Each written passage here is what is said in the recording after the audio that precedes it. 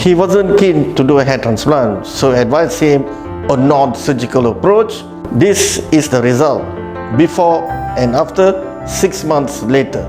Good day, I'm 22. I came to GLOJAS a year ago. The reason I came to GLOJAS is that I was suffering from severe hair loss. After getting my first PRP treatment here, I have seen a significant improvement in my hair growth, and the staffs, nurses, including the doctors, are very friendly. GLOJAS is a place that I would recommend because they provide professional help with a side of great hospitality. Thank you, GLOJAS.